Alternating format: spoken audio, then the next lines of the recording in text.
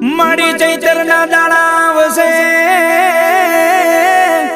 એ તારી વસ્તી પરદેશની માલીમાંથી ગામડે આવશે મળી ચૈતરના દી આવશે તારી વસ્તી પરદેશની માલીપા રહેતી છે